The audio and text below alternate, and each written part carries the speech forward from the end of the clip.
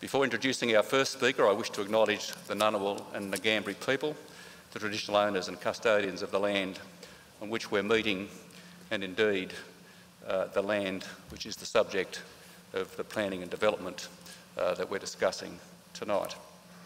I should just say, by way of quick digression, that I met just recently with Matilda House, a significant senior, passionate and very important Ngambri elder, and she told me that she was becoming increasingly cynical about welcomes to country or acknowledgement of country, and she insisted that politicians and white senior executives and white others should say something of some significance in an acknowledgement of country. So I have altered the way in which I acknowledge country. So with Matilda's words still burning in my ears, I acknowledge too that this land that we're meeting on this evening was settled almost 200 years ago without consent and compensation, and that through their dispossession, the Ngunnawal and the Ngambri people have experienced and continue to experience discrimination and disadvantage.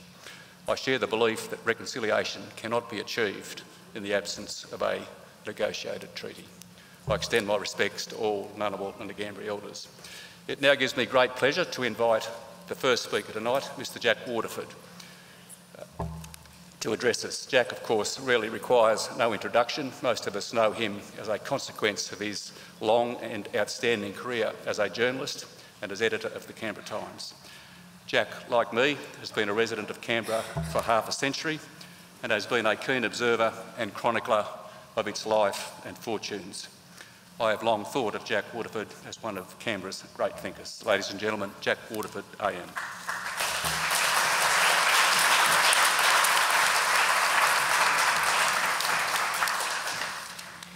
You'll have to excuse me, I'm unusually hideous tonight because I've got an abscess on my right-hand side, but if anybody is finding it difficult to understand me, just wave your hand and I'll try to adjust a bit. I've just done a sort of a quick look around the room here, and so I suppose I have to start off by saying that we're not here for a grouch session of the sort that people of our age, which is apparently over the age of 43 on average, and I think about 90% of us strike that, said to have, but really for an affirmation of our love for this city, for the country on which it's built, and we again acknowledge the Ngunnawal people as the original owners and custodians of that, and of our determination to have it continue as the capital city of a nation, a model for all of Australia as well as for the wider world of what a livable city can be. You will hear some sounds of fear and alarm and concern that we've not been, as individuals or families or communities or governments, as good at looking after this city as we could be. You'll hear some of us point to features of the way in which we are growing, developing and extending this city, a profound unease that we are letting it drift into something quite ordinary, something quite second-rate, and something that misses many of those balances between town and bush, hill and valley, home and residential development, which maximises advantage to all.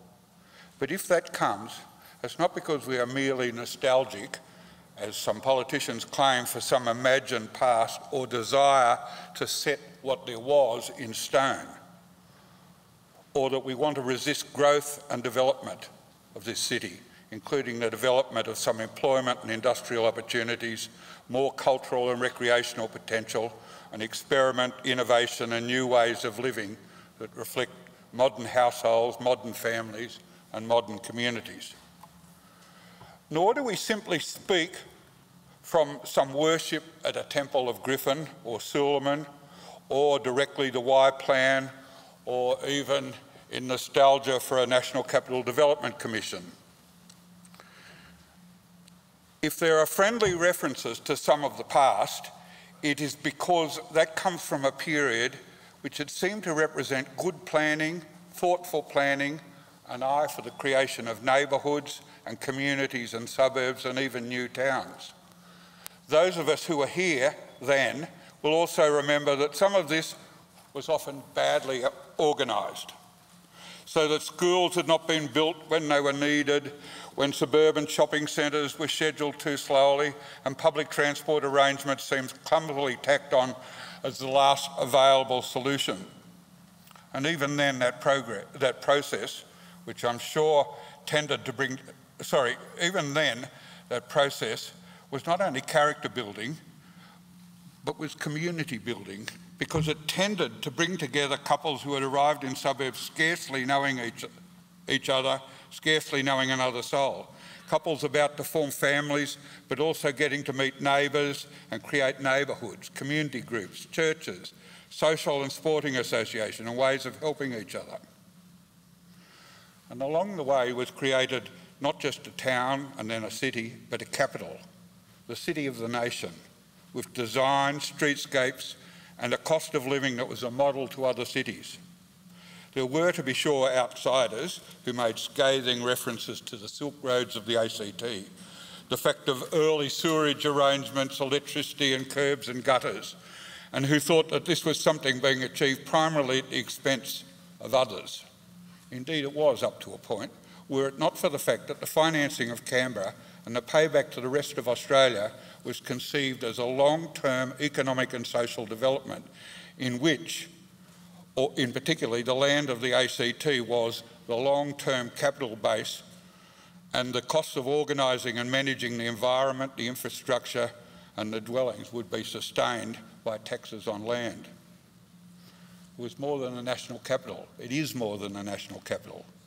More than the mere national capital which had been originally conceived, which was for about 20,000 people. It's more than the Houses of Parliament, or the offices and homes of our most senior administrators and servants of the public. Willy-nilly, it's become the treasure house of the nation, a great centre of culture, of the arts, of learning and history, and the records of Australia, including of the original inhabitants. It has become a hub of education and schools and university and vocational training. But more than that, it's a centre which trains teachers, where policies for education, whether for all Australians or for the citizens of Canberra, are conceived. It's also the centre of a mighty factory of people and groups with interests and stakes in these policies, jostling with each other in a busy marketplace of ideas, arguing about the distribution of scarce resources, asking about how we can improve, while how to make dollars stretch further, how we can adapt to change, how we can continue to be sure that our children and our young women and men have access to education as good as any of that which can be provided anywhere on earth. Remembering as well, as I've often pointed out, that this city probably has the highest standard of living on earth. And it's much the same that Canberra has become a great hub of health science and policy, of higher education, of defence and diplomacy and national security, alas. And as much a part of the national capital establishment as the great public service offices are the offices of the think tanks, the lobbies, the consultants, the media and all of the various supplicants and rent seekers of government. Willy-nilly, we've become a great centre of knowledge and information and of communications and the new media. These are all changing us, mostly for the better. Likewise, our population is gradually changing, not least under the influence of the fact that Canberra has become a mecca for foreign students and for students from all around Australia. That's not, of course, a one-way traffic, because the people of Canberra, whether as individuals or employees, will be more likely to travel abroad than to any other part of our nation. We're an outward-looking city, perhaps the only one in Australia. And we're not only, because many of us were born elsewhere and still have families with whom we keep in touch, it's because the business of Canberra is still at the heart of it, government, and government of the whole nation and of whole communities. What a pity that our government of ourselves is proven so deficient. It's not difficult to get Australians or people in Canberra to slag off at our public servants or our politicians. But the very same people often show great pride in what we've achieved in Canberra. Some of our national insignia, for example, the view from Mount Ainslie, the War Memorial, Anzac Parade, the old and the new Parliament House, are as recognisable to Australians as the Opera House or the Sydney Harbour Bridge. In particular, the older parts of the city, including the lake, are peculiarly of the national capital. We have, alas, made many of our newer suburbs and newer conglomerations of suburbia that might come from anywhere in Australia, in presentation, in surroundings, in facilities, and often in the poverty of urban design. This is the backdrop of the unease that brings us here tonight. The newer Canberra, and even the custody of much of the older Canberra, is ceasing to be the sort of partnership between national and city guardians, between individuals and communities and neighbourhoods and institutions it once was. In its place has become an alliance of big city governors, big city money and development interests. And as often as not, with individuals embedded within each other's organisations, so that at one moment a person is a politician, the next moment a lobbyist, the next moment a developer, and then as often as not in through the revolving door again, so that you never exactly know who you're dealing with or for what interests they are speaking. On the one hand, the engine of all of this is profit, and I have nothing against that, but it's a profit that is based on demand for housing. And that is a demand which at the moment is being sustained by artificial shortening of supply. The ACT government and the ACT fiscus has become addicted to absurdly high land prices, fostered by artificial manipulations of land supply. And even as this is happening, the land supply is shrinking, the birthright of Canberra is reducing without, it seems, much conscious planning for what will occur when it disappears. As the process continues, one is not seeing the extravagance in land repaid by better architecture, by better streetscapes, by better public infrastructure. Houses have never been bigger or uglier on land which has never been smaller. There's talk of reducing the human and the environmental footprint on our land, but for several reasons, the true environmental footprint we're creating in this environment is ever decreasing, because the homesteads have never had, on average, smaller populations, because land is being overbuilt and infrastructure is being allowed to deteriorate. Now, I remember a public servant telling me sadly about 50 years ago, when it was thought that government had got to around about as perfect as it could possibly be, that the big task ahead for politicians and government was learning the arts of public consultation, of finding out what people thought, of listening to them and of trying to implement what they wanted. Alas, this is a field, and I've been studying this professionally for more than 50 years, in which I could say there has been no achievement whatever, and it's possibly actually worse. I saw earlier this year a new Noodle Nation flowchart describing what the Barr government proposed in the way of better consultation with its citizens. It was silly and meaningless, perhaps the reason why we've never heard of it again. Again and again we hear of grandiose projects about to be foisted on parts of Canberra, in Civic or Manuka or Chapman or Yarralumna or Dixon, without any preparation of the ground or conversation with the people who are affected, or obvious relationships with their needs or their views about the environment. We've created a new industry of facilitators who claim to be intermediaries between governors and the governed, but whose paymasters have engaged them for one purpose only, which is to give the appearance of listening on behalf of the governors, and perhaps then of making a few cosmetic changes to show that they have listened, but to continue with exactly the same plan. Now, in the course of discussion about consultation, we've heard the current government announce that it's sick of meetings like this, which are attended by largely old people, all grouching and moaning about things, because we're peculiarly unrepresentative of the population at large, which is on average under the age of 43. Actually, about a third of them are under the age of 15 as well, but I assume that the Bar government or the Labor Party acts in loco parentis for all of those. But by way of getting sort of consultation with a younger group or whatever, we're now hearing words about citizens' juries and other means of consultation. I've seen all of this sort of going on. I've heard that social media is what it's all about and whatnot, but I searched vainly on social media for any of this sort of thing happening, for any of this conversation occurring, and for any of the interests or views or good ideas coming forth by old means.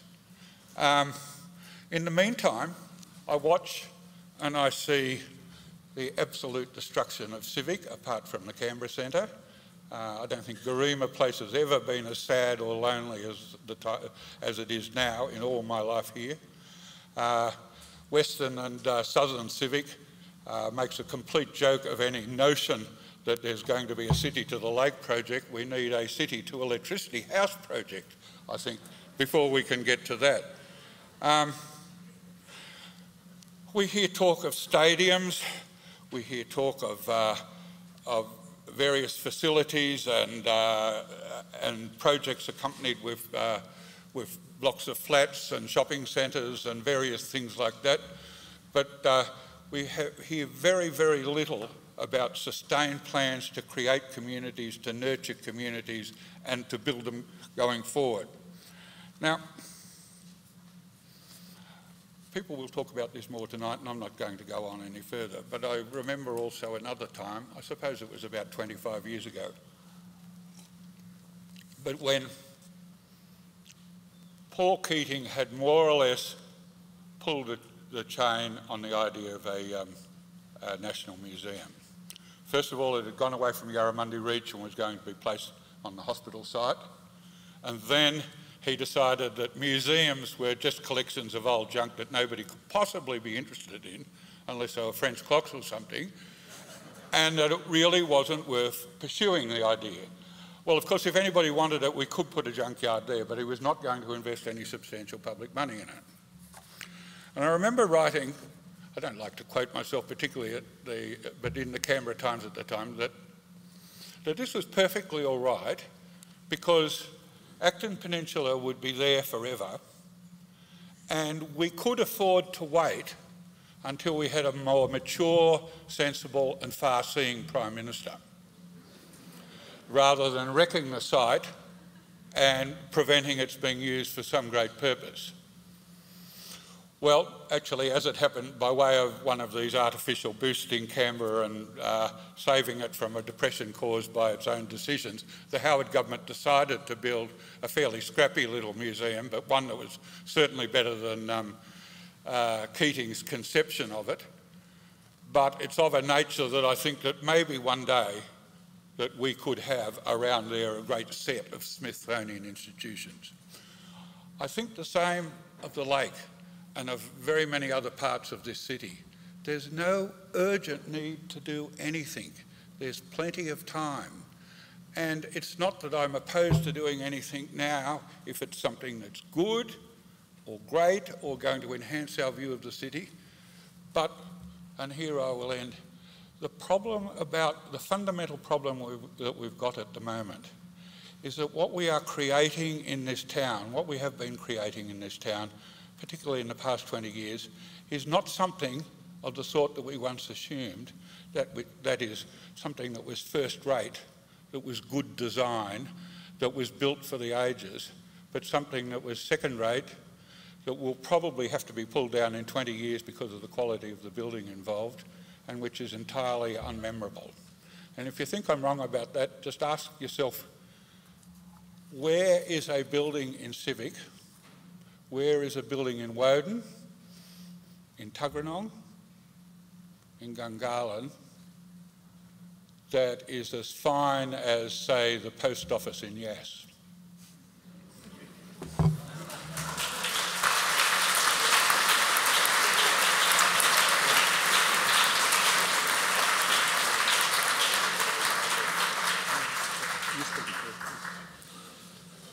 Thank you very much, Jack. Our next speaker is Dr. Max Burke. Max is a representative of the Lake Burley Griffin Guardians, and for those of you who don't know Max, Max was the founding director of the Australian Heritage Commission. He was a senior Commonwealth Public Service for some decades, as I understand it, though he looks very young here tonight, before launching out on his own and establishing his own business, which he actually grew into an ASX top 300 company. Dr. Max Burke.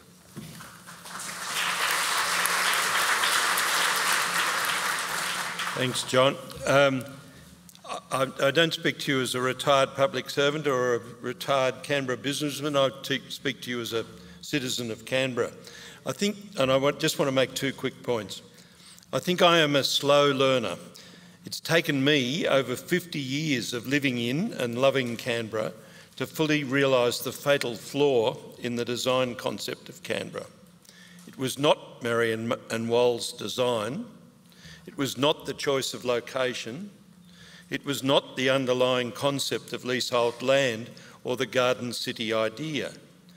It was essentially that the political concept of Canberra meant that land sales, or in my view land mining, was entrenched as the underlying value-adding proposition for firstly federal, then local government. Selling real estate and providing real estate with public subsidy enhancement of that real estate became the key driver of financing for government. Accordingly, the superb World Heritage design of the Griffins is being nibbled away little by little, especially those high-value sites like the Lake Edge.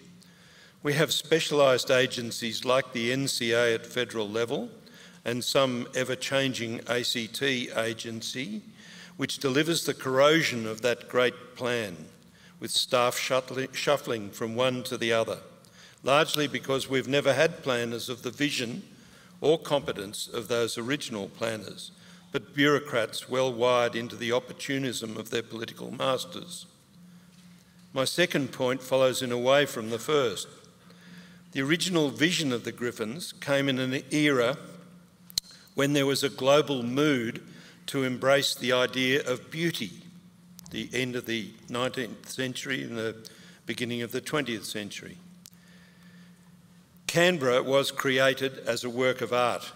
The city beautiful was not seen as an airy-fairy idea for aesthetes of the Oscar Wilde type, but something that made going to work and coming home worth living for. I am still happy to argue the case for aesthetics, for beauty, for an environment that I love living in, despite chief ministers like the current one despising people like me because we are old, and certainly in spite of the property developers forever urging on politicians in every way possible to maximise their immediate profit and minimise public benefit.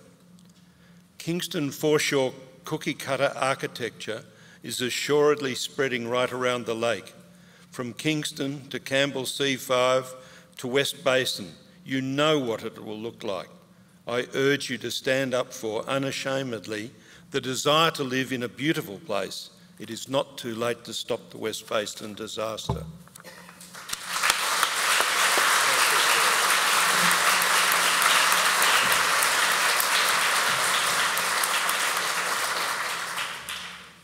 Before introducing our next speaker, I might just say to those that are standing, if they wish, there are a few spare seats here at the front if anybody is looking for a seat still. Our next speaker is Ms Juliet Ramsey. Juliet is the convener of the Lake Burley Griffin Guardians and an advocate for protecting heritage landscapes in Australia and elsewhere. And perhaps I should explain for those that do, though I'm sure most of you are aware, that the Lake Burley Griffin Guardians is a non-profit community group committed to protecting one of our nation's great landscape treasures, the open space of Lake Burley Griffin. Juliet.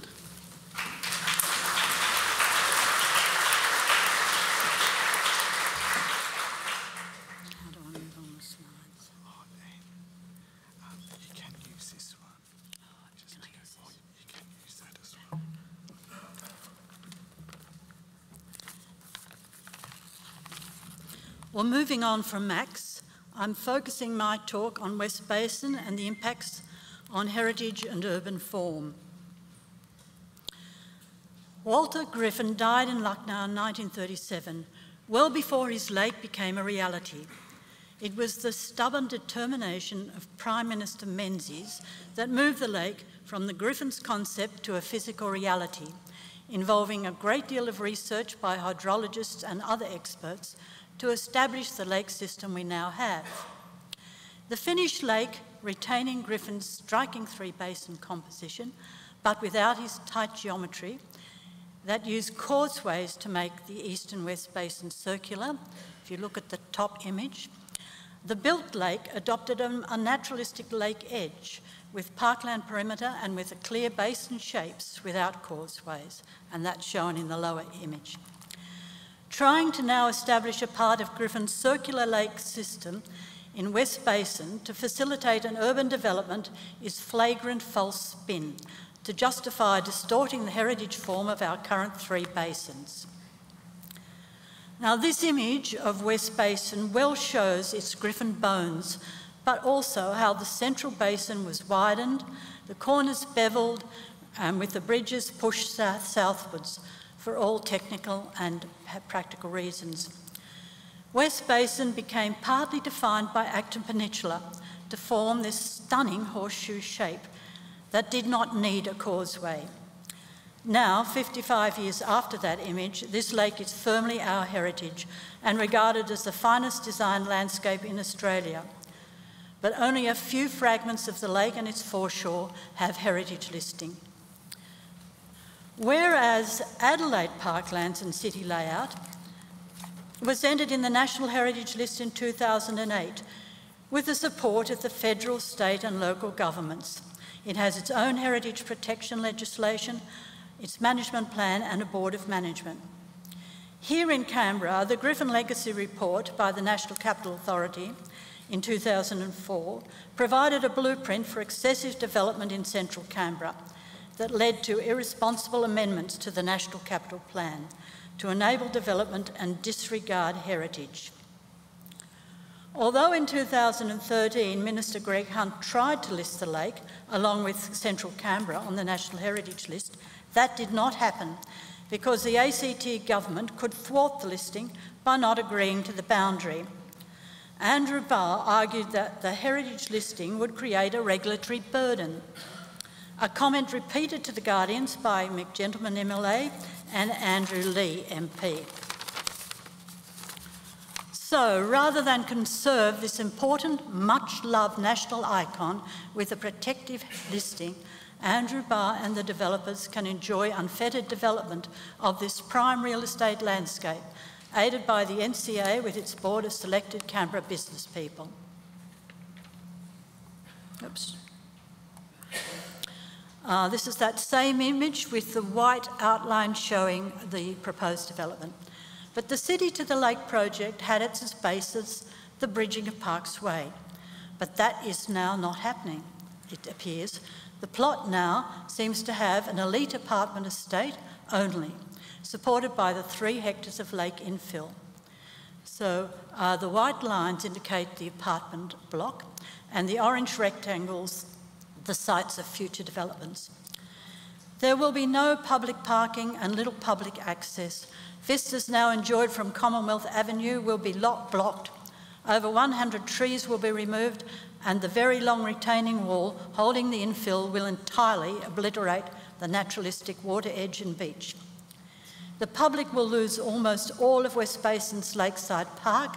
The park, after decades of neglect, is shabby, but is not 6 stories of privately owned concrete that will privatise significant vistas across the lake.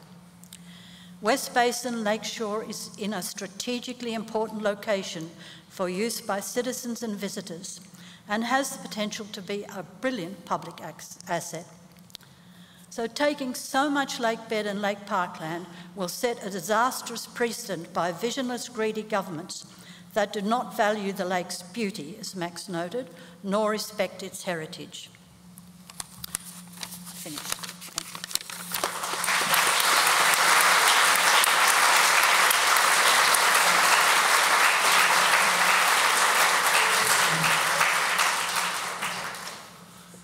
I feel in the interests of openness and transparency, I should acknowledge that as Chief Minister I provided the first funding for a concept study of City to the Lake, just so you know. We forgive you. Seemed like a good idea at the time. Our next speaker is, actually it's an interesting discussion to have. Our next speaker is Louisa Capezio. Louisa is the CEO of aged care services company Independent Care Solutions. She spent 2 decades working in the pharmaceutical sector globally and returned to live in Canberra 3 years ago. She's the president of the Campbell Community Association. The Campbell Community Association formed this year. It hosted its first meeting only last month and has a growing and active core of members. Interestingly, and most recently, 25% of the total Canberra response to the Housing Choices discussion paper came from residents of Campbell. Louisa. Okay,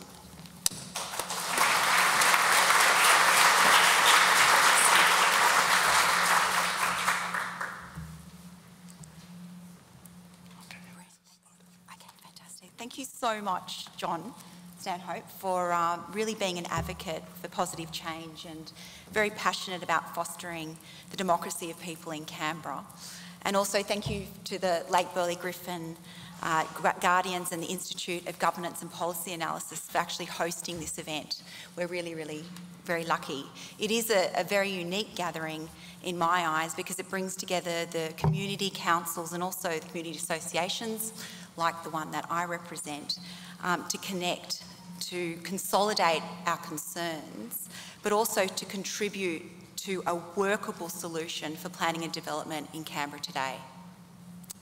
So it's no surprise, and it's certainly not a secret, that the community of Campbell have been advocating for an individualised approach to planning and development by way of a local area plan. And simply speaking, we want to protect both our built and natural environments, and also we want to ensure there's an effective use and distribution of local resources and strategically inform the future delivery of developments for the benefit of our community and others. So such a plan, created by community members and local planning authorities, is really more urgent than ever, particularly in a time where objectives for zoning and development codes appear not to be enforced, and meaningful community engagement is all too often overlooked. Now, I'm not going to give you a history lesson, I promise you, but Canberra is one of the oldest suburbs in Canberra. Yet the interesting thing about it is that planning, development and design were all ahead of its time. So even starting back in the 1950s, when they were subdividing Campbell and planning, they actually planned for equitable housing choices really well before urban densification was a thing or even a local priority for government policy. In our eyes, Campbell's always been a really excellent example of how urban densification, along with many other suburbs in Campbell, can actually work really well in Canberra.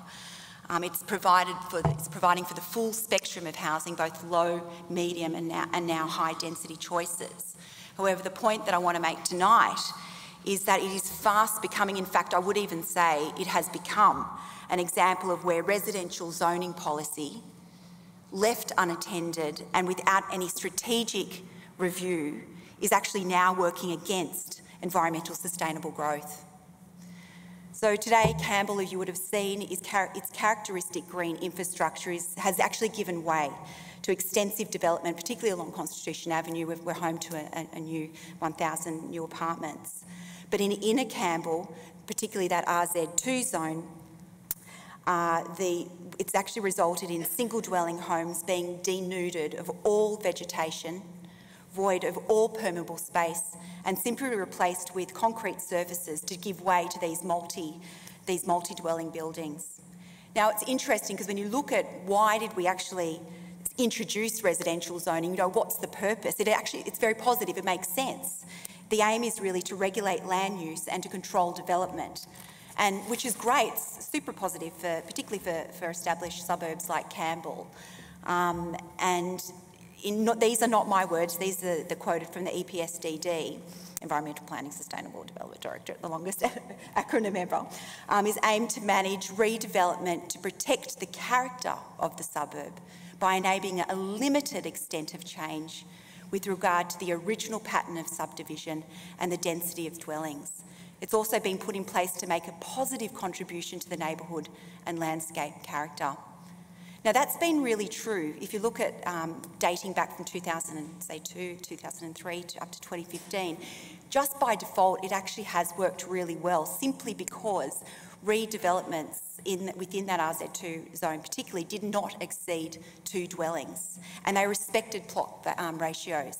So what that by default encouraged was sustainable design, as you were talking about, using natural light, preservation of Campbell's green infrastructure, and it was certainly in keeping with the historic suburb of Campbell. However, in the past 3 years, that's pretty much been thrown out the window, and the objectives of the residential zoning have been overlooked by department, permitting multiple dwellings, which has, particularly in Inner Campbell, caused permanent damage to the environment, resulted in unsustainable development, and has changed the intended streetscape and character of Campbell forever. Now, developers bypass the spirit of the zoning codes via applications through these land lease variations and merit tracks.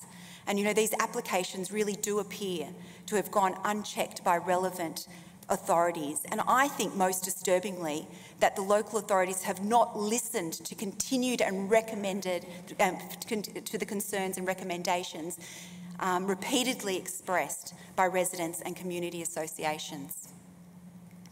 So as a community association, yes, we are very concerned about the future of Campbell, so much so that 1/4 of the total written responses for the Housing Choices discussion paper were actually from Campbell residents. And in their responses, what they were asking of the Minister of Planning, so Mick Gentleman, was to undertake an immediate review of planning development applications within Campbell, particularly RZ2, in order, and simply by capping at two dwellings in order to preserve that intended character. But I'm sure our experience, like many of you in this room, very sadly the requests appear to be falling on deaf ears. But of course, it's not just our local authorities who aren't listening. Developers are all too often disregarding that community engagement process. And a very recent example is I was approached by a spokesperson who was undertaking community engagement at our local shops in Campbell, because that's currently under a development application and under review. And it went like this. You have a choice of a 6-storey residential apartment block, or you have a choice of a 4-storey residential block with 3 shops at the end. And that was seriously the extent of the community engagement, a choice of 2 plans. And very recently with Hindmarsh Group, the residents during their community engagement process was simply informed that the building would be exceeding permitted building height. And you may have read recently in the City News an article where, in our suburb, the developers really just went straight to the DA process for a community site in lieu of any attempt for any community engagement. Now, I fully accept that these examples, whether it's bypassing the objectives of zoning and development or simply overlooking that community engagement process, are certainly not unique to Campbell. It is a common trend developing in Canberra, and it is impacting on natural environment of our region and the intended character, in this case, of our established suburbs. So I really do hope that events like tonight and working together, we can find a way to ensure we are listened to more effectively before damage done is truly irreversible. Thank you.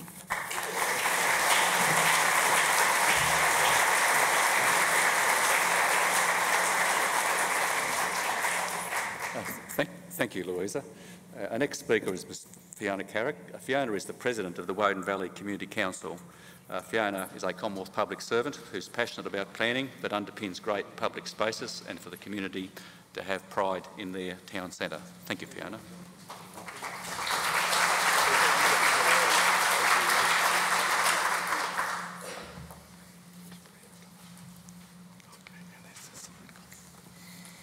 Thank you, John, and thank you for inviting me here tonight to talk about the impact of planning decision on Woden's urban form. While the Woden Valley Community Council welcomes development and densification, we want it to be done well. We want human scale around our public spaces, and we want taller buildings where the impact on the people and the public spaces is minimised. We need to talk about people when we talk about densification. Some of you may have been to Woden recently. It's not really in very good nick.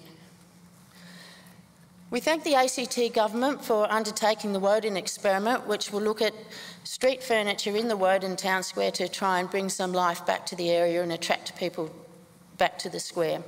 The consultants undertaking the work asked people how they felt about the Woden town square, and they got the following responses: desolate, disconnected, confused, cold, isolated, sad, bored, uninspired. And most of all, and sadly, many people say that it's unsafe. What's happened? We've lost jobs, we've got derelict buildings, we've got excessive graffiti. We're a graffiti hotspot, it's everywhere. We've lost many community facilities, our CIT, our indoor sports hall was demolished. We're at risk of losing further assets. We've lost green spaces. We've lost the courtyards in the Alexandra and Albemarle buildings. We've lost the pitch and putt site, and we're going to lose the Athlone Drive corridor from densification. There's a lack of activity, and sadly there's a lack of pride in the centre. We do have a master plan, we have a vision. The town square is the central focal point for social and community activity, and it's a major community and commercial hub for not only the Woden Valley but the wider Canberra region. You can see the picture there is the National Capital Plan with the city in the centre and then the 4 town centres. And the Woden Town Centre does have a catchment of Western Creek as well.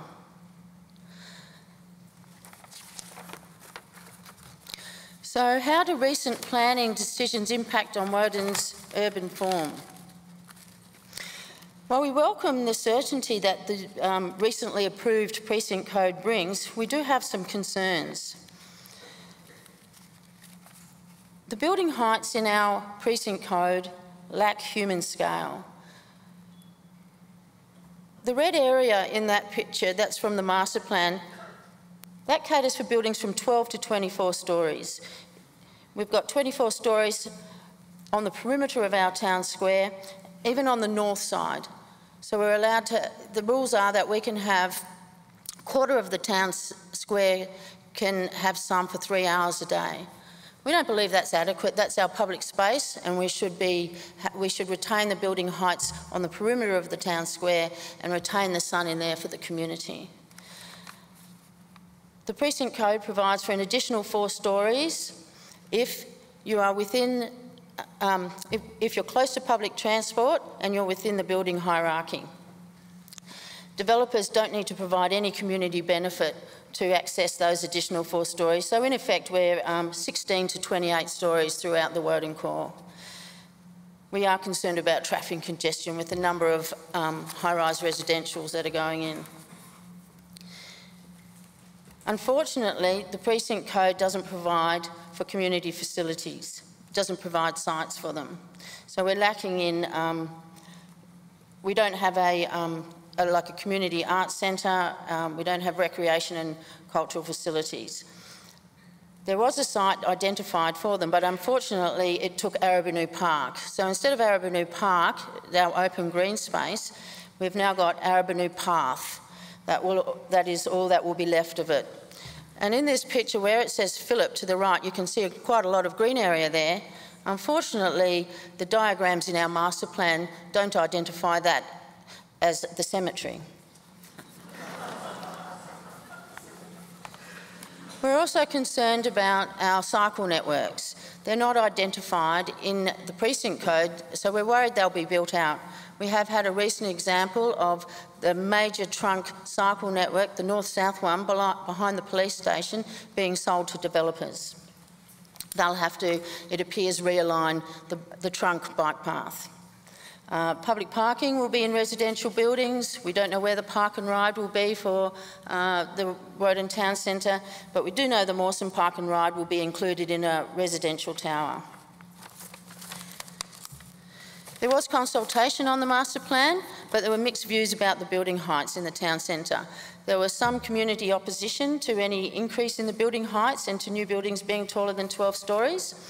Concerns were mostly about wind shear, overshadowing and design quality. Many commercial stakeholders were concerned that the building heights were too low and suggested this would make redeveloping the sites economically unviable, leading to further decline in the centre. A show of hands at a recent Woden Valley Community Council public meeting showed people wanted sun in the town square. Overshadowing is inconsistent with the town square being the focal point for social activity. We've recently realised one thing about our community facilities in Woden. While we're central, while we've got Western Creek on the west, we've got South Canberra on the east, and we're on the main north-south public transport alignment, we've got Rapids from the east and the west. Ideally, it would be a good place to put community facilities. However, the ACT government's response to their Legislative Assembly's Committee on Planning and Urban Renewal's inquiry into our precinct code, in their response about community facilities, they said the Woden Valley population has remained steady at 35,000 people. While the government is not expecting to return profit, it is expecting and required to provide value for the taxpayers' money spent. So it seems that it's not value to provide community facilities in Woden. Sadly, the 35,000 doesn't include the population forecast for Western Creek or Molonglo, or it doesn't forecast the thousands of people that will be living in the thousands of apartments that are going into Woden, let alone the density around the suburbs. So what's needed for Woden? We need clarity around the catchment and the role of the town centres. Is Western Creek a part of Molonglo, a new town centre, or is it part of Woden, or are we all together? How do these things work these days? We need new population forecasts for Woden, Western and Molonglo to show that our district does warrant community facilities. We need holistic planning and management of the Woden Town Centre to protect the community's interests for the future. We want to be a part of the Chief Minister's vision for Canberra, as stated in his 2016 Statement of Ambition. Cities don't succeed by accident or by leaving things to chance. They require design, good governance and great collaboration. Thank you.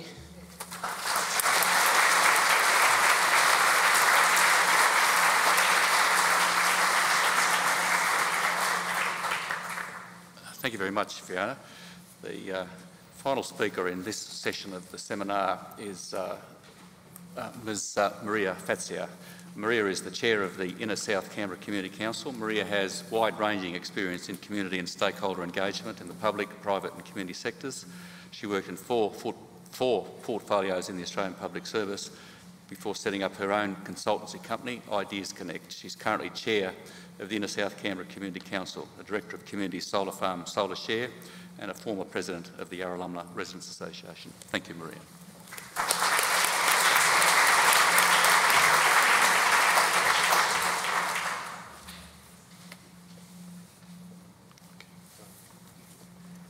Thanks, John, and Mark, for the opportunity to speak today. And I'd like to start off by paying my respects to the traditional custodians of the land, the Ngunnawal and Ngambri people, and their elders past and present. So today I'm going to talk about, provide a summary of what we want, and just make it very clear about what we want. And firstly, we want to maintain and enhance the bush capital and garden city. We want to ensure meaningful community engagement on planning for our suburbs through local area plans, which you've heard tonight are called precinct codes, that provide guidance and spell out the rules for development in suburbs or smaller areas in suburbs. And once such plans are agreed, we want to ensure that they are adhered to. And finally, we want an engaged community, because our voice is only effective if we have participation from you and other members of the community. So firstly, in terms of enhancing the bush capital, Garden City, time and time again through various consultation processes and community engagement processes, Canberrans have reiterated again and again that they value the bush capital and Garden City. And the city in the landscape is in fact part of our DNA, it's our heritage, and we should be unashamed in demanding beauty. And I totally agree with Max on that point. As it so happens, it's a win-win because the bush capital and Garden City make Canberra more resilient to climate change because leafy suburbs are cooler in summer, and that's been demonstrated by the CSIRO. It has physical and mental health benefits. It has economic benefits. A mature street tree adds $16,000 to the value of your property. You know, that's one example. It has biodiversity benefits for wildlife. So the challenge is, you know, not do we have urban renewal. The challenge is how do we have urban renewal and also maintain and enhance the Garden City. And so for that we need a strategy for both private and public open spaces. Because I don't think any of us want this. This is not actually in Canberra, but I think you'd find if you had an aerial vision from some of the newer suburbs with tiny blocks and big houses, you'd see this. You'd see mainly houses and paving around them. That's not what we want for our established suburbs. And in fact, I think the people in the new suburbs have been thrown under a bus. What we want really is better, you know, housing. If we're going for high density, we want townhouses with greenery. We want mixed-use precincts like this at New Acton with greenery. We want, with apartment buildings, more vertical gardens. This is actually Milan, but we know in New Acton there's also a vertical garden there. It can be done. And we want meaningful community engagement on local area plans. You know, we call them here, the government calls them precinct codes. Now, the government committed in 2013 to engage with the community on suburb plans or precinct codes, but we're still waiting. That's 5 years later and we're still waiting. Now, at that time, a standing committee by the Assembly Planning Committee made a recommendation that community consultation on precinct codes should commence as soon as possible. Well, what was the government's response? The ACT government responded that they agreed and that the Planning Directorate had created already a precinct code for every suburb and non-urban district in Canberra, and that the next stage of the process would be to incorporate statements of desired character into suburb precinct codes where appropriate. And the community would be consulted as part of the amendment process. Well, certainly we're still waiting. Now, I'll give you some case studies. Manuka Oval Precinct. The Chief Minister before the 2016 election said in a media release, the government will now establish a community panel to help inform a new detailed master plan for the Oval and its surrounds. And why? Well, because it would look at parking and how the Oval could be better connected with Manuka, Kingston, the Foreshore and Tilapia Park. And he said that the panel will have their first meeting by the end of this year with a view to a territory plan variation being initiated by late 2017. Well, 2 years later, we've asked time and time again, and we've still heard nothing more about this community panel. And why do you say, why should we bother with Manuka Oval Precinct? Well, if you have a look at the pink areas here on this map, all of those are heritage listed. That area is a real hotspot for heritage listed areas. Now, we've got, besides the heritage listed areas, we've got Stewart Flats, the public housing flats that are going to be redeveloped. That's you know, hundreds of apartments. We've got the Kingston Arts Precinct, where that's going to be a massive development. We've already got in Kingston and Barton, about 90% of the dwellings are apartments. You know, if we don't save the heritage areas, there's virtually nothing left. You know, you talk about housing choice. If you've got 90% apartments, well, where's the housing choice in that? And if you don't even take into account the little heritage that we have in Canberra, well, you know, that's really unacceptable. Now, another case study, Yarralumla and Deakin precinct codes. Back in 2013, after we heard that the government was going to consult about character statements for precinct codes, well, I was president of Yarralumla Residents Association at the time, and I and Deakin Residents Association president, we offered to the government to trial community engagement on the Yarralumla and Deakin precinct codes. We wanted to be positive, constructive. The government replied that they didn't have the resources to work with residents' associations on this. Now, Yarralumla and Deakin are on either side of the proposed light rail stage 2 route from Civic to Woden, so you'd think it would be a priority, but no. You know, are we going to see the same as light rail stage 1, where much land was sold before the community was engaged on a plan for that light rail corridor? So you've now got the City Gateway plan that was consulted on. Well, you know, the light rail's nearly finished, and, you know, that plan hasn't been approved yet. So the government has acknowledged that the light rail stage 2 project is an urban renewal project, not a transport project. So the community must be engaged early in deciding on the future vision for that corridor and in co-designing it. Another case study, the proposed Fyshwick Waste Facility. Now, the ACT government's waste management strategy to 2025 and its most recently released waste feasibility roadmap highlight the role of facilities in Mugger Lane and Hume as the focus of household waste management and resource recovery. So why has the community had to devote so much time to respond to an environmental impact statement for a private sector proposal that would redirect all of Canberra's household waste, the waste in the red lid bins, to a waste facility in Fyshwick, which is only a few hundred metres from people's homes, businesses, childcare and other facilities? It's a waste of our time. We're all volunteers. Really, we don't need to spend hundreds and thousands of hours on this. Now, this is not rocket science. Other states do local area planning. The New South Wales government has issued guidance this year to councils to assist them in developing local character statements in local area planning. The Brisbane City Council requires the development of neighbourhood plans to guide development in the suburbs. Well, surely Canberra is the nation's capital, and, you know, surely we should have at least the same care and attention in respecting the character of our suburbs. If other places can do it, are we less capable? Is that what we're saying? So once we have community engagement on precinct codes, we need to actually enforce them. Because if people become burnt out and disenchanted, if they engage in good faith in planning processes and they don't see their contributions reflected in the outcomes. The ACT government's role does not end with the master plan. It continues right through to completion of construction or development because, you know, if it's responsible for ensuring good building quality and public realm. And we've had many problems with building quality in Canberra. As I said before, Canberra is the nation's capital, and so the National Capital Authority also plays a critical role in ensuring good outcomes in designated areas under its responsibility. For example, the Parliamentary Triangle, Main Avenue News, Lake Burley Griffin, Foreshores. And finally, I'd like to ask you to add your voice to the community councils and residents groups, because it's only when we have your voice that we can actually enhance our impact.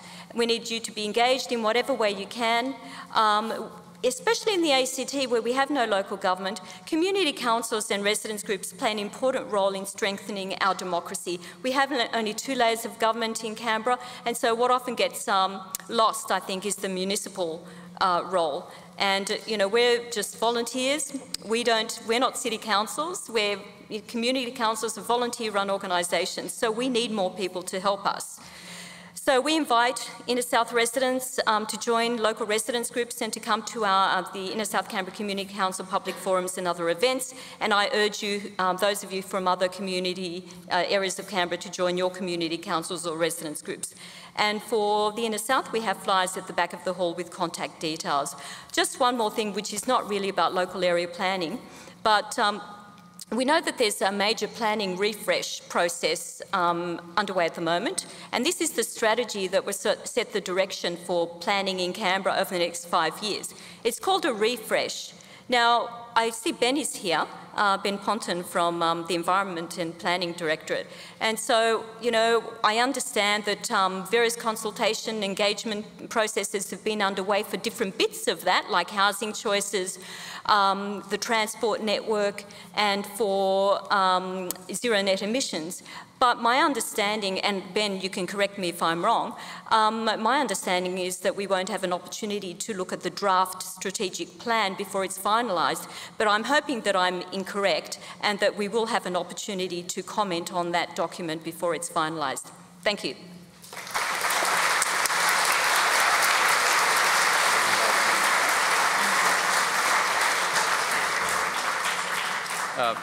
Thank you very much, Maria. That concludes the first section of this seminar. The seminar actually now proceeds to a facilitated discussion facilitated by Professor Mark Evans. Mark is the Director and Professor of Governance at the Institute for Governance and Policy Analysis. He has an international reputation as an expert in the study and practice of governance and policy analysis. Interestingly, Mark also has a particular interest in measuring public satisfaction, measuring and analysing public satisfaction with Australia's democratic arrangements and levels of political trust in political institutions and politicians, issues that I think perhaps are relevant to the discussion we're having this evening. So Mark, thank you very much. Thank you, John, and some fantastic insights already from our panel, if slightly depressing.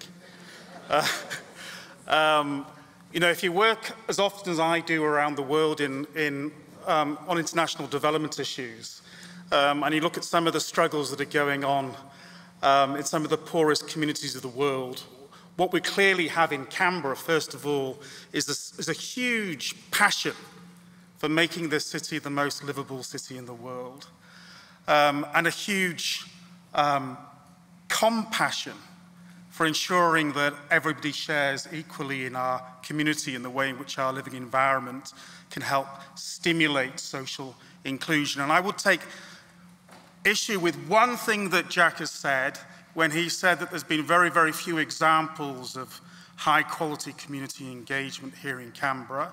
Canberra does lead the way internationally in combating social exclusion through the use of co-design methodologies. And the salt and pepper approach that's been used to affect social inclusion in our community is an example for the world, in my view. However, I'm going to extend the gloom for a little bit longer. In July this year, before the leadership spill on the Hill, IGPA and the Museum of Australian Democracy surveyed 2,000 Australians on their attitudes towards Australian democracy and political institutions and politicians. And we found that public satisfaction with Australia's democratic arrangements and levels of political trust in our institutions and politicians are now at their lowest levels since time series data has been collected. And that was before the leadership spill. It has therefore never been more important for government to engage effectively with Australian citizens. And I would even go as far as to say that all jurisdictions of government here in Australia have a democratic obligation to seek to bridge the trust deficit between government and citizen. And community engagement is a key mechanism for achieving that task.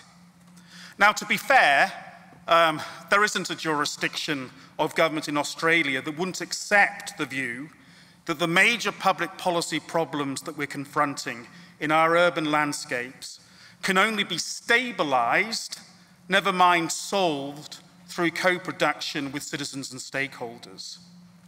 But what we also know is that few jurisdictions do it very well. We've conducted research and designed community engagement practices all over the world in countries as different to ours as Afghanistan, Brazil, China and Ghana, and as similar to ours as the UK and New Zealand.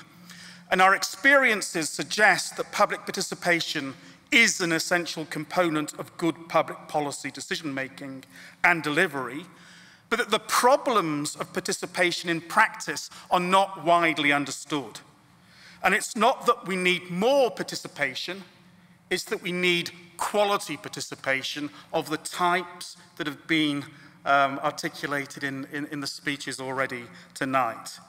Now, I've circulated a note which gives you a sense of what quality public participation might look like in practice, drawing on a research report that we conducted for the European Union. And behind that, there's at least 50 years of accumulated evidence about what works in terms of public participation. And we've integrated that knowledge into a simple diagnostic tool, which we call the CLEAR tool. And the CLEAR tool observes that participation is most successful when citizens, first of all, can participate. The citizens have the resources, skills and knowledge to participate on the big issues confronting us. That they like to participate, that there's a sense of emotional attachment to the issues, and that was an example of people that have a great sense of emotional attachment to the past, present and future of Canberra. Fundamentally, that are enabled to participate. And the fundamental role of government is to enable high quality participation through civic infrastructure such as this. Crucially as well, it's fundamental that people are asked to participate, that they're invited to participate in such a way that their participation is viewed to be valued, that their participation has clear purpose, that their participation has an outcome. Now, that is what distinguishes consultation from authentic public participation. Consultation can just be about drawing up a list of organisations to consult that might have no impact at all on the public policy outcomes. But these organisations have been set up to have an impact on outcomes, to actually present citizens' voices in an articulate way to the policy process. Yes, there's a war of ideas, and a war of ideas is critical in any advanced liberal democracy. But we know that communication political communication through groups like this is fundamental to the quality of our democratic process. And as Amartya Sen, the Nobel Prize winner, once said, the quality of a democracy is measured as much by how publics reach decisions as the decisions that they take. So process matters. Process is a reflection of the quality of your democracy. So with those, so the CLEAR tool emphasises the role of public participation initiatives in many ways as trust-building initiatives, trust-building processes that should have clear purpose and scope, kind of a social contract of sort between government and the people, a shared understanding of what works with the community, and the word co-design is fundamental to that, that has a sense of ongoing follow-up and engagement, that there's more to democracy than a vote. Democracy now requires ongoing engagement with the citizenry, that it requires appropriate resourcing and legitimacy in the eyes of the broader community. So, with those ingredients of best practice in mind, the purpose of this panel discussion is to assess whether the ACT's approach to community engagement in the context of urban planning works and how it could be improved, given that no jurisdiction does this particularly well, right? So I'm going to be devil's advocate here, right? So this is timely in two ways. First, as a way of addressing the deepening trust deficit between government and citizen. And second, because next year we'll be celebrating 30 years of self-government in the ACT, which provides us with an opportunity to reflect on which aspects of local democratic governance may require a rethink. So, as John said, we have here a great cross-section of community-based organisations with a view on that issue. We also have Jack Waterford, who I will ask to play the role as the ACT's institutional memory, because he performs that role so well. Look, I want to start by asking Maria and Fiona, if you will, about whether you could give us a sense about how the community council model works. Because I guess this was established with self-government. So the community councils have been with us from the creation of self-government. So either of you want to give us a sense basically about how the community councils work? Okay, the Woden Valley Community Council works differently to the inner South Canberra Community Council. Ours was established in 2001. We have annual general meetings where all the positions are spilled and people nominate for the positions and they are elected. I've got to admit that usually there's not any competition for the positions. Usually whoever puts their hand up gets the position. We have committee meetings once a month, although you could have them more regularly if you wanted, and we have public meetings once a month too. And the Inner South Canberra Community Council is the newest community council. It was established in 2010 and we're incorporated, and so under the Associations Act or legislation we have responsibilities for annual reporting. And we also have annual elections, but because we're a more recent community council, a lot of residents groups had already existed for quite some time in the Inner South, like the Yarralumla Residents Association has been around for 30 years, and the Old Narrabundah Community Council, the Griffith Narrabundah Community Association, and the Oaks Estate Progress Association have all been around a long time. So when we were set up, basically those residents groups were concerned that it would be seen as a way for the government to say it had consulted and then bypass the residents groups. So there was a lot of storming and norming over a period of 6 months in 2010 to make sure that in our constitution it states unequivocally that if there's an issue that affects a particular suburb, then the community council must support the residents group in that suburb. So we have both 2 representatives from each residents group on our community council, and there are also quite a number of elected positions, you know, office holder positions that are elected each year. So you're more of a sort of peak association? We're more of a peak body. So first of all, I can see sort of a principle emerging here, which is kind of loosely associated with subsidiarity. There's variations in terms of the roles of your organisations depending on the needs of your local areas. Would that be fair to say that? Definitely.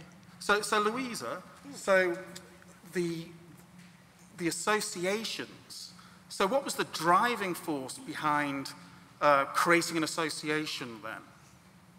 The catalyst was that example that I shared this evening, and I remember at the community engagement at the local Campbell shops, and I remember looking around thinking, why aren't there more people here? And it just took a small group of us to whip around the suburb to do a quick online survey to find out, and the reason why is because hardly anyone knew about it.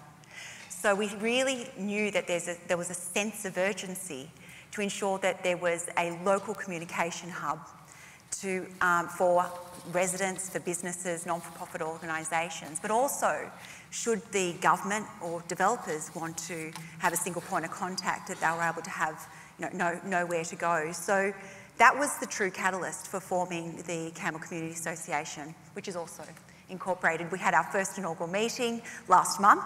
We had an incredible turnout, and so we're very optimistic for the future. But like I said, it was absolute catalyst for a requirement to have that central communication hub. So in a sense, you were very much kind of a bottom-up movement responding to a specific community needs. Yes, definitely. And then with the guardians of Lake Burley Griffin, you seem to be more of an expert group. Would that be? Do you have more sort of expertise around heritage type issues within your organisation? I think we have very varied expertise. We have some heritage experts, environmental experts, lawyers, doctors, right, everything. And we're a bottom-up group too. We started off by people being concerned about developments on the lake, and that was before we'd heard about West Basin. So we're an advocacy group to try to protect Lake Burley Griffin and its lakeshore landscape. Now, the observation that Jack made earlier, which was, well, I mean, I've heard it from a number of ACT government officials from time to time. They've complained about the problem of the noisy, well-educated and informed minority that dominates time and resources, I quote, in community engagement, and the need for the ACT government to engage with the silent majority. In other words, that community councils and a lot of the community-based organisations are not necessarily representative and I quote, only mobilise people like them. How would you respond to that? I told you I've got to play devil's advocate here because we don't have a representative of the ACT government. Well, I think it's quite interesting that the Collaboration Hub, the Housing Choices Collaboration Hub, which was sort of like a citizens' jury, randomly selected people from across Canberra. There were just 30-something, 35 or so people who came together. And when I looked at their final report, they were given a very big job to do in just a short time. And they came up with a report with recommendations. And it was interesting that a lot of the things that they said were very similar to the things that we hear at our public meetings. So the message, if you read the report of the Housing Choices Collaboration Hub, which was like a randomly selected group of people, the Better Suburbs process, which is sort of like a community panel, a lot of the same sort of things come up again and again, and from the government's own surveys. So I just sort of think that that's a bit of a furphy. The other thing I've noticed as well from some of the presentations, I understand that you only have $13,000 a year, is that right, to mobilise your areas? Yep. So it must be quite difficult to mobilise the whole of a sub-community with only $13,000 a And the other thing is we've just been told that our insurance, that we're going to have to negotiate our own public liability and other insurance. And so the government has been doing it for us for quite some years, which means that they can get a better deal. Well, from November, we're going to have to negotiate our own public liability insurance and any other insurance, which could take like a big chunk of that $12,800. I find that people are busy and they don't want to spend the time. They expect that their environments will be looked after and that they don't have to fight the good fight just to get good outcomes. I find a lot of them say to me, thank you, you're doing a good job, keep up the good work. And they're happy to be the silent majority. Joe? Can I just make a remark? 50 years ago, I was a student activist of sorts and was involved with the ANU Students Association, and it was commonly said of that, when we weren't being called political bikies, pack-raping democracy, that we were a very small group, that we had access to the resources of it all, and we were converting it to purposes and uses that had very little to do with student welfare. So I say that just by way of saying that all my life I've been used to people saying, you are not really legitimate, only a few activists are involved, you're pretending or affecting to be able to speak on everybody's behalf. Now, up to a point, I suspect that that's true. And even the fact that people are apathetic or won't participate says something. It doesn't necessarily, however, mean that they're a silent majority who are against you. They're just going along. But the other part about it is that every now and again, when you do research and whatnot, you find that the attitudes of the population at large does not vary greatly from the attitude of the activists. In fact, if you wanted a model of, if you like, dysfunctional organisation, you could do worse than examine the power structures in, say, the Labor Party or the Liberal Party in the ACT. I would say that you could make a pretty good case that the Yarra Alumni Residents Association was more representative of local opinion.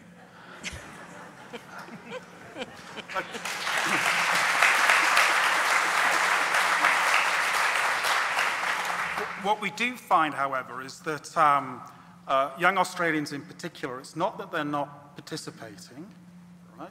It's that they're not participating through traditional They're not participating at all. There is no social media thing going on that is separate from the old style thing. In fact, it is one of the terrible things of our age that with all of the means of communications we have, you know, the iPhone and all of that sort of thing, we do not really have an alternative media. How many times a year do you think that Andrew Barr puts out his little word to his acolytes? Okay, that is a perspective. What I would say is that young Australians are participating, but they're participating differently. I'd say that is a belief, not a fact. Well, we can share the research outside this room, but also I would say that our experiences at the Museum of Australian Democracy in terms of young Australians visiting the museum is that there's a great passion about politics. And that passion about politics has increased in recent times. However, anyway, I want to raise another question that relates to it, right? Whose responsibility, therefore, is it to mobilise broader participation on these issues? Well, is that the role of government? Can I make just one remark on that? We saw, you gave us a background, the fact that people are down on politicians, they've lacked faith in our institutions, and that has in its train a whole host of things, not just about apathy, but about people feeling dislocated, voting for people who want to drain the swamp, and so forth. Now, I'll give you 3 examples of this, and none of them will be Australian because there aren't very many good Australian examples. 10 years ago, a fellow called Barack Obama took over the Democrat Party. He didn't do it by joining organisations and then sort of slowly taking them over. He enlisted by new means and new forms of communication over 200,000 volunteers. He gave those volunteers extraordinary scope to speak for the organisation by themselves. It was a bottom-up organisation rather than a top one. And he swept the American presidency. He would have done it again if a president was allowed to stand for the 3rd time, just as Bill Clinton would have won a 3rd time. In France, we saw Macron, a completely different sort of politician, but a politician with a capacity to inspire people and to get a followership.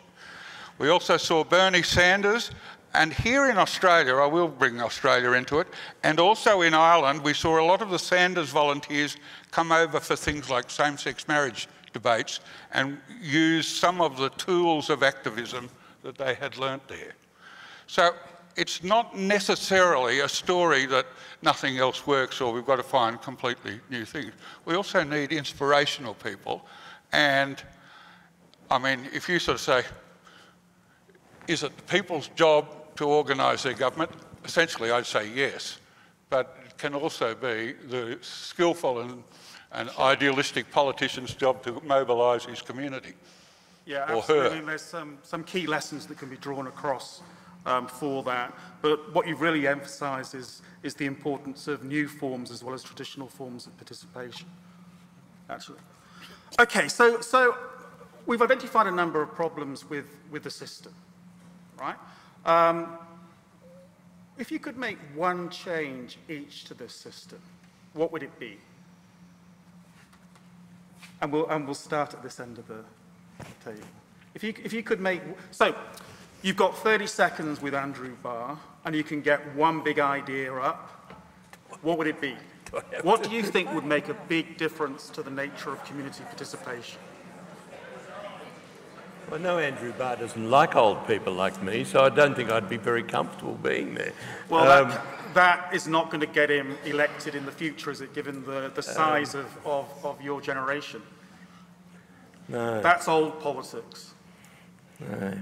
I think you're missing, about 30 or so years ago, I wrote some historical studies of how community organisations began in the environment space in the late 19th and early 20th century in not only Anglo-Saxon countries but other countries as well. And I did a comparative study of them, and nearly all of them formed, as the Lake Burleigh Griffin Guardians has, as a reaction to something being done by the government of the day. They didn't form sort of with an attempt to take over government. They did something because they didn't like what was going on. And the beginnings of the environment movement, which I've been involved with since it really took off in Australia too, has been mostly reactive to other things. You ask about what is it? Well, I suppose the ACF early days was in part about boring old Great Barrier Reef, which it's still about. And that's, it's those sort of pressure points that cause these organisations like this to respond. They're not representative, they're on about issues that really trouble people, I think, and that's certainly been my experience. Julia? Well, again, I'm like Max. I can't imagine myself in a room trying to talk to Andrew Barr at all. But maybe I'd ask him...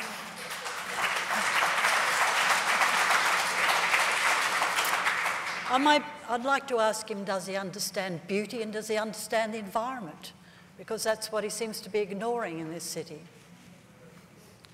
Louisa. Okay, so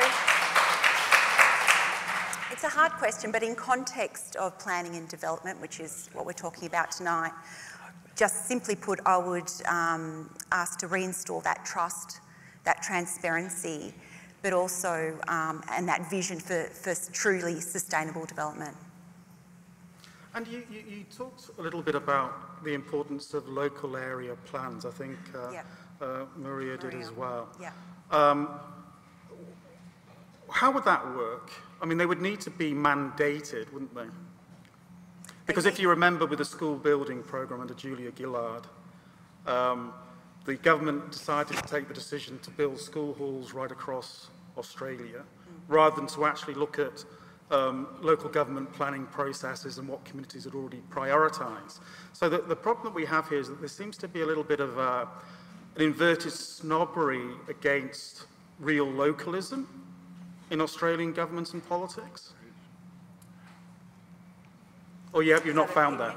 In other words, you can have all of these area plans, but the ACT government, there would still need to be political will to be implemented. Well, they need to be enforced, and in our case, there isn't any local government. There's no local area plan. There's no neighbourhood plan. There's no vision. There's no plan. So in the true context and in the true spirit of community engagement, you really need to work together to identify those opportunities and constraints, and that's what informs policy.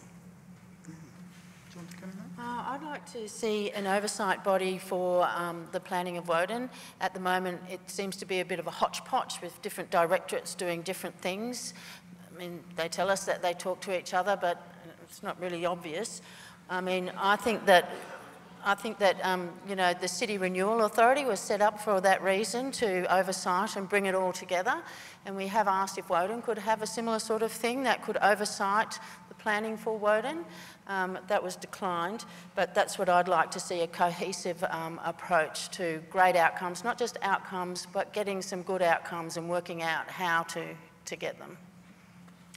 Yeah, and as I mentioned in my presentation, I think the thing is to really focus very early on in working with the community at a strategic level, sort of, okay, there may not be a lot of resources to do this across all of Canberra at the same time, but we know that there are some suburbs that are under more development pressure at any particular point in time. And so I think it's really important to engage people early. People feel really passionate about their suburbs, and so that's a really good scale at which to engage them, and then to actually cross silos. And I think the point that Fiona made is very valid. You know, if you've got like the light rail stage 2 corridor, we've got a lot of people thinking it's a transport project, and then you've got Emma Thomas telling the Joint Standing Committee, you know, the Federal Parliament on National Capital and External Territories, no, it's an urban renewal project. Well, if it's an urban renewal project, well, why isn't anybody talking to us in Deakin and, you know, and Yarralumla and Forest and other places where the light rail, and Woden, where the light rail will go? Because obviously there are lots of silos. You know, some people think it's a transport project. No, it's an urban renewal project. Well, where's the engagement? You know, you ask, well, what are the impacts of the light rail stage 2 on the playing fields near the Mint, for example, which are used by lots of sporting groups? Nobody knows, because it looks as though all of that's going to be dealt with later, once the contract's already signed for the light rail. Well, no, we don't want that. We want to be engaged before that. And will we have the Blue Rapid still running? Because with the dogleg into Barton, we've received a letter, or the Tuggeranong Residents Association has received a letter saying they can't tell us if the Blue Rapid will still run until, you know, closer to the time of delivery of the project. Well, you know, we need to know whether we're having a direct route and express service into town or not. So early engagement is meaningful engagement.